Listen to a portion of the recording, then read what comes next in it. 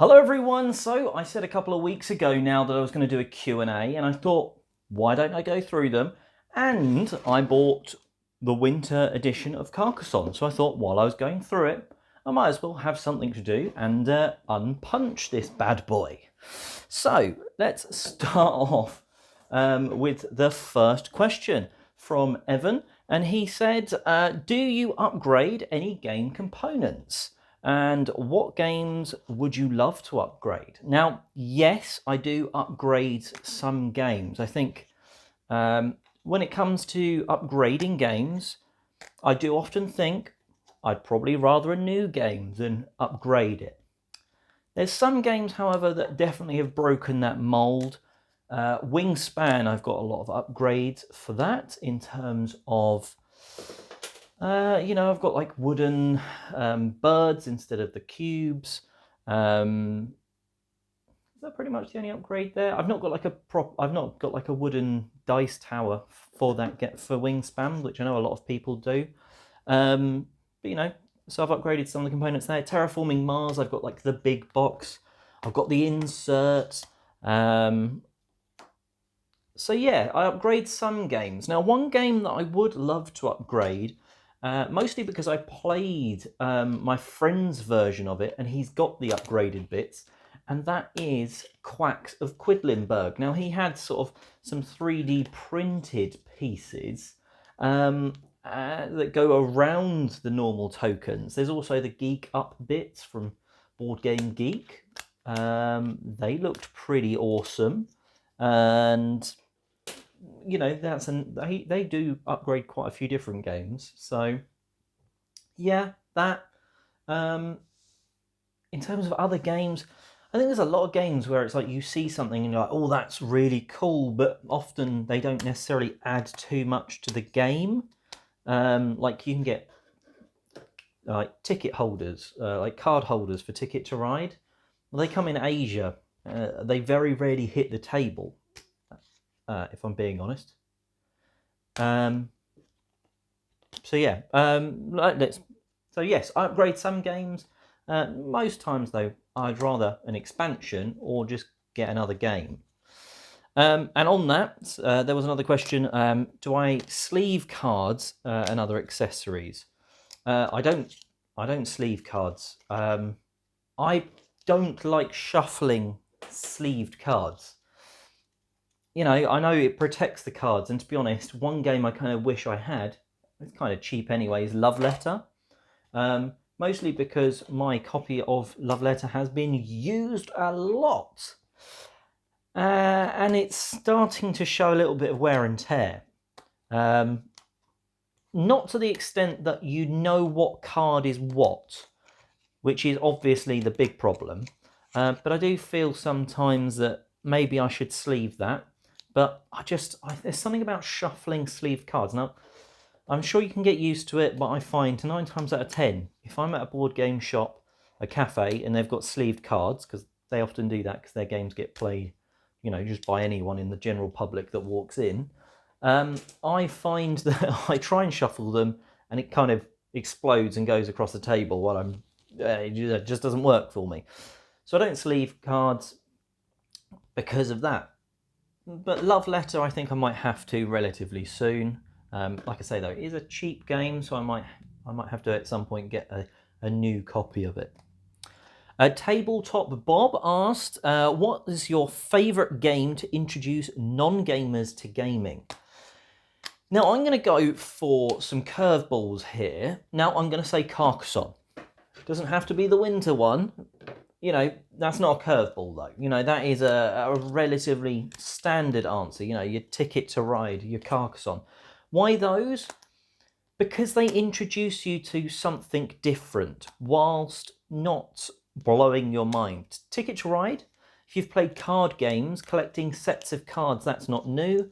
But then to do something with those cards rather than just, haha, I've got the set first or something like that, to claim route, I think it's a really simple way.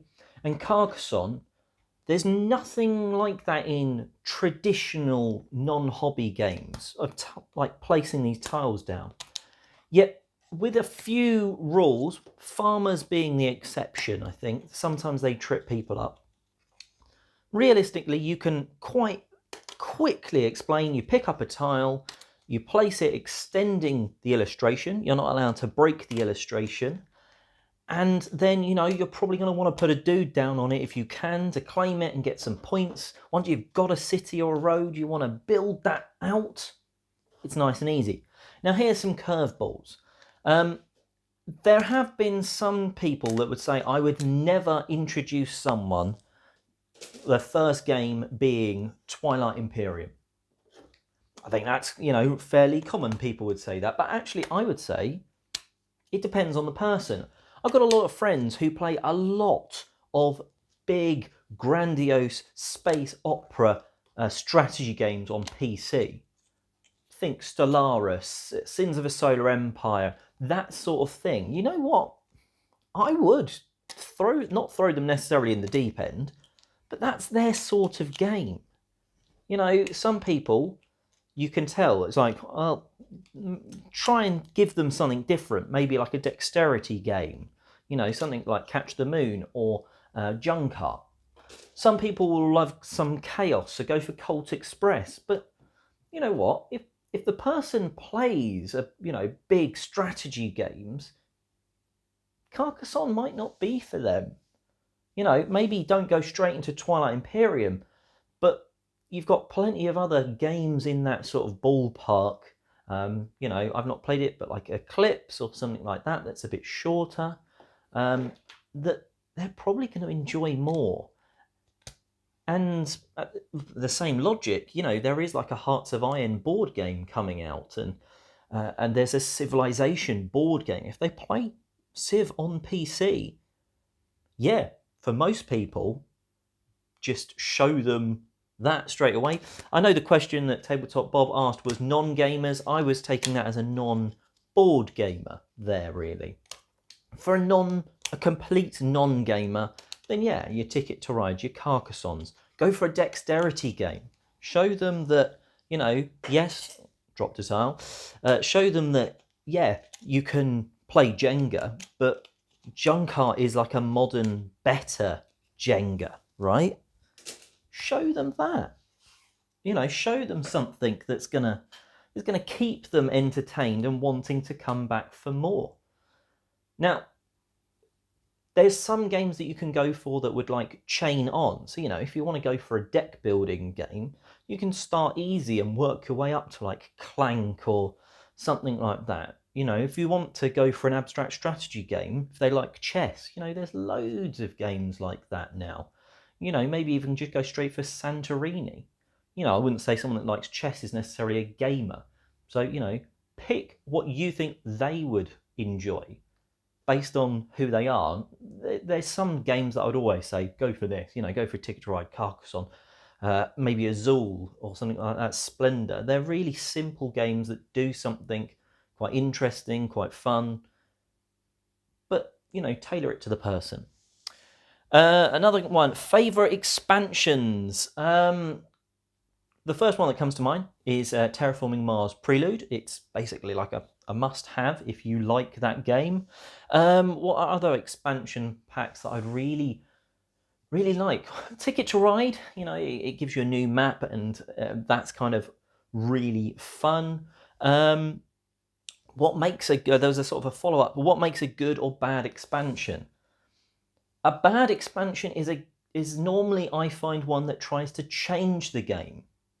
I think it often comes back to that. Everyone goes, oh, if you like the base game, the expansion pack's not going to change your mind. And that's pretty much always the case. If you like the base game, you're wanting an expansion just to give you more of that. You're not necessarily wanting it to change your mind. More of the same, adding variety, that's what, to me, makes a good expansion.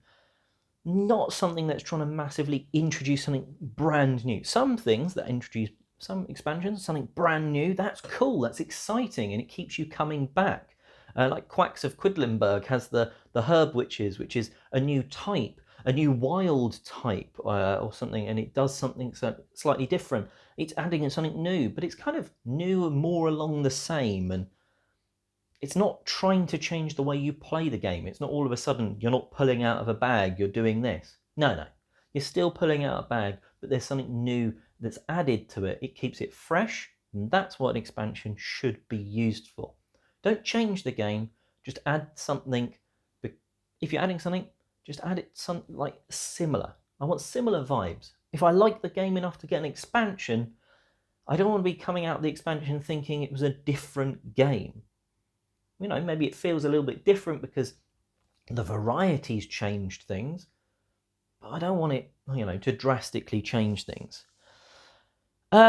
Investing in a board game table. Well, I don't have one. I think, you know, everyone looks at them and thinks they are stunning. I've played on a few at conventions though, and I've kind of felt it's not for me. Now, some of those were the smaller ones, and it felt like I was leaning over and there was a big drop down to the table, and I didn't like that, to be honest. And I think maybe on a bigger table, it wouldn't be as much of a problem. The issue there is the bigger the table, you know, exponentially the price grows. And, well, that's why I've not got one. I've just got a standard dining room table that I play on. And to be honest, yes, sometimes I might want the table to be a tad bigger, and you know, the felt sort of, you know, so you can pick cards up. That's nice. But it's very expensive for what it is, and, you know, I'm happy with a normal table. Any glaring issues that create a bad game? You know, the obvious one is maybe like roll to move. You know, I think anything that, if you're playing a luck-based game, you can, you know, roll to move is still frustrating though. But luck, dice, that if a game's too lucky and it goes on for too long, I don't like it. But I wouldn't say luck makes a game bad, because a short lucky game can be fun. One that's just bland, I'd say. You know, there's some games that are incredibly boring to look at, but they've got something fun about them. You know, maybe it is that rolling luck of the dice. But a game that just doesn't try too much to be interesting in any way, I don't know. No game is necessarily bad just because of one thing. It's if there's nothing else to make up for that. You know, like I said, luck is not necessarily a bad thing, but if the game goes on too long, it becomes a bad thing. Roll to move is probably one of them. You know, some people complain about like paper money. I don't think that's a huge problem. Upgrade the game components if it's that much of a problem. Terraforming Mars gets, you know, shouted at for horrible production. You know, actually, a bad production of a game can hamper it. Thankfully, Terraforming Mars is good enough that you want to upgrade it. But the core experience where you could knock your player sheet and it all go everywhere, that was pretty bad, actually. So, too much luck in a long game creates a bad game for me. And production issues where, be it a rulebook or a component that doesn't work, stops you playing the game. We'll say that. Richie asked, what game got you into the hobby? And then what game turned it from a hobby to a lifestyle? I'd say, to be honest, I think probably Carcassonne. That's the last question, so we'll put that there. Carcassonne probably got me turning it from one, like just playing, I want to play more of these, and opening my eyes. The game that really did it was the game that made me review board games, which is Plague Inc., the board game. I reviewed video games. I still do. And then I got offered the opportunity to review that because it's based on a video game app. That kind of opened my eyes to just how many games there were. Now, I'd kickstarted a few things before that, like Get Bit and The Machine of Death and a few others that, you know, I had enjoyed those before. But then when I started playing the likes of Carcassonne, Ticket to Ride and that, it was like, you know what, these are really solid, and I could see playing these for many years. Then I've started playing heavier games. I've still not gone off these lighter ones. And probably without Plague Inc., the board game, without reviewing that and having the opportunity to review so many different games initially, I probably wouldn't have got into the hobby as much as I am now, to be entirely honest. You can blame Asmodee for getting in contact with me and telling me to review some more games than I'm here. I wouldn't be here reviewing games now if it wasn't for that, to be honest. So, you know, I kind of lucked out when I was really young to start reviewing video games, and I kind of just fell into board games and have loved it ever since. And that's probably a very good place to end on. If you have any other questions, leave them in the comment section below. I might answer them, I might save them up for another video. But until next time, have a great day gaming.